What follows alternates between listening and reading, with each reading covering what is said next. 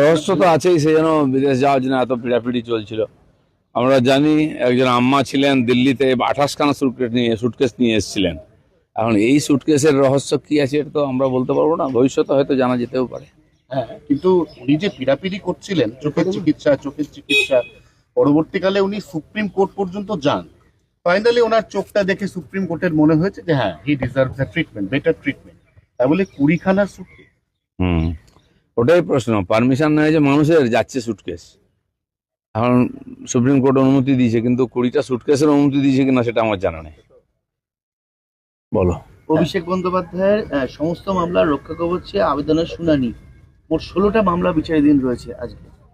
Case তো প্রতিদিন বাড়ছেই, আরো হবে। মানুষ ভয়ে কথা বলতো না, ডায়মন্ড হারবার থেকেই সমস্ত মামলা আসবে।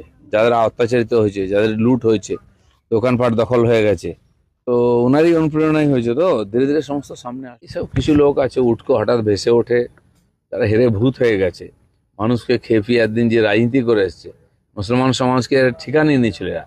মুসলমানরা গত 15 বছরে কি পেয়েছে একবার হিসাব করে হোক। কেন্দ্রের পাঠানো কিছু টাকা তাদেরকে ঘুষ দেওয়া হয়েছে, একটা স্টাইপেন্ড 2জনকে 3জনকে দেওয়া হয়েছে। তারা বাধ্য আজকে অন্যায় ঝান্ডার তলায় হাঁটতে।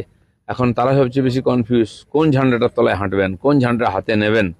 সেই জন্য মুসলমানরাও চিন্তা ভাবনা করুন কাকে নেতা বলে মানবেন, যারা সত্যি তাদের সমাজের উন্নয়নে চায়, নাকি তাদের দিয়ে রুটি সেকে নিচ্ছে এরকম লোককে।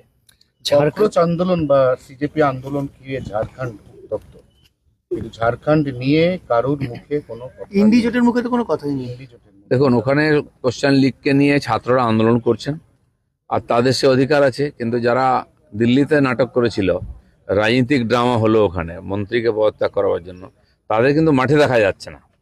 আমার তো মনে হয় এটা ছাত্রদের আন্দোলন করার অধিকার আছে, তারা করেই থাকেন, কিন্তু এই তারা দালাল ছিল ছাত্রদের নাম করে, লোককে বোকা বানিয়েছে, তারা এক্সপোজ হয়ে গেছে এই সুযোগে। রাহুল গান্ধী তার বিবৃতি দিলেন, ছাত্রদের পক্ষে বিবৃতি দিলেন, কিন্তু দিল্লিতে তিনি পৌঁছে গেছিলেন, ঝাড়খণ্ডে আসার সময় হলো না। না, সেই জন্য আসবেন হয়তো, জবাব তো দিতেই হবে, দিল্লি হোক আর ঝাড়খণ্ডই হোক। এই যে ছাত্রদের খেপিয়ে যারা রুটি সেঁকেছে রাজনীতির, তাদেরকে জবাব দিতেই হবে সমাজের সামনে।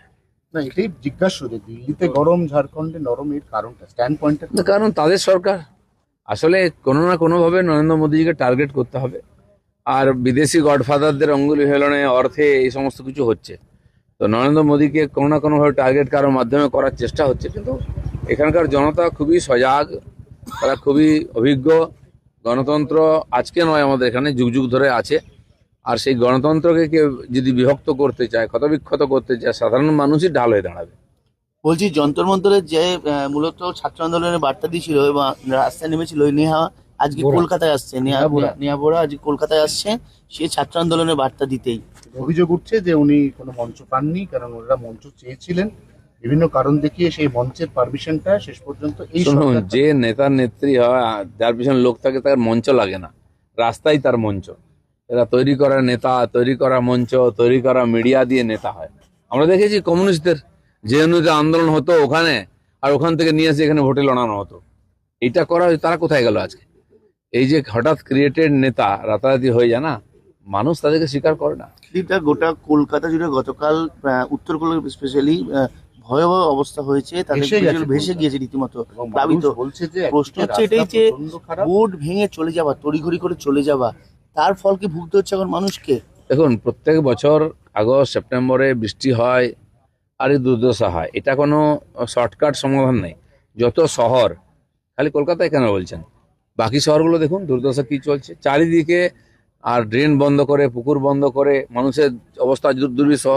টাকা পয়সা দিয়ে জোর করে পারমিশন করে নিয়ে বাড়ি করে নিয়েছে। যে পুকুরগুলোতে জল জমা হতো সে পুকুরগুলো নাই, বাইরে বেরোবার ড্রেন নাই, এবং পুরো শহরকে গ্রামাঞ্চলে বড় বড় বাড়ি করে পঞ্চায়েতের আইনের সুযোগ নিয়ে, কোনো আইন ছিল না, আমরা নতুন আইন বানাচ্ছি পঞ্চায়েতে যাতে এই ধরনের বদমাইশি না হয়।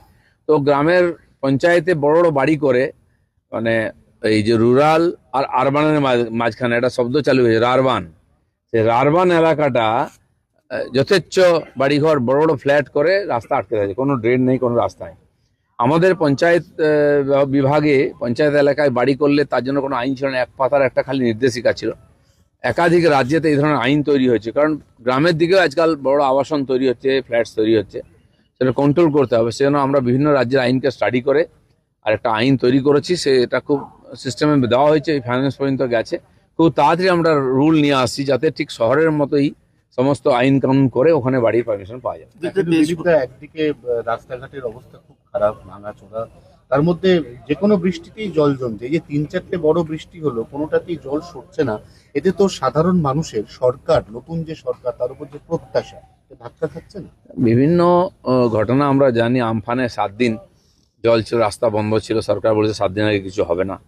কলকাতায় বৃষ্টি হলে আর গঙ্গায় যদি বান আসে বা জোয়ার আসে তখন জল নিকাশি ব্যবস্থা ঠিক হয় না, গঙ্গাই আমাদের মাধ্যম। তো এটা প্রায় হয়ে থাকে, 2-3 ঘন্টা ডুবে যায়। গত বছর আমরা দেখেছিলাম দক্ষিণ কলকাতায় বহনীপুর থেকে আরম্ভ করে বালিগঞ্জে কি ভয়ঙ্কর পরিস্থিতি হয়েছিল। কলকাতার অভিজ্ঞতা নতুন নয়, ঠনঠনিয়া কালীবাড়ি এলাকায় বিস্তীর্ণ এলাকা জল জমে একেবারে কল স্ট্রিট পর্যন্ত। তো এইগুলোর স্থায়ী সমাধান করতে হবে ধীরে ধীরে, পুরো প্ল্যান করে, মাস্টার প্ল্যান করে। পুরোনো ড্রেন, আন্ডারগ্রাউন্ড যে ড্রেন সেগুলো জমে গেছে, বৃষ্টিটাকে পরিষ্কার করা উচিত এবং স্থায়ী সমাধানের জন্য রাস্তা বার করতে হবে, খালের সঙ্গে সম্পর্ক বার করতে হবে। আমার মনে হয় এটা যারা ইঞ্জিনিয়াররা আছেন, দরকার হলে আন্তর্জাতিক স্তরের যারা এক্সপার্ট আছেন তাদের সহযোগিতা নিয়ে স্থায়ী সমাধান করা হোক। একটা বৃষ্টি লোক কাটিয়ে দিতে পারে, এত বছর চলেছে, কিন্তু পরের বার থেকে যাতে এর কোনো সমাধান হয় রাস্তা দেখা উচিত। দিলীপদা, পশ্চিমবঙ্গে বৈধ ভোটারদের নাম দ্রুত ভোটার তালিকায় অন্তর্ভুক্তির জন্য এসআইআর ট্রাইব্যুনাল গঠনে আজকে মামলা হয়েছে। আজকে দ্রুত যাতে শুনানি হয় এবং অধীর রঞ্জন চৌধুরী এই মামলাটা করেছে যাতে বৈধ দেখুন, ভোটার এক নাম। সময় যখন এসআইআর এখানে লম্বিত হয়ে গেছিল টিএমসি চক্রান্তে, 228 জন না কত জজকে বাইরে থেকে ম্যাজিস্ট্রেট নিয়ে এসে এখানে এমার্জেন্সিতে করা হয়েছিল।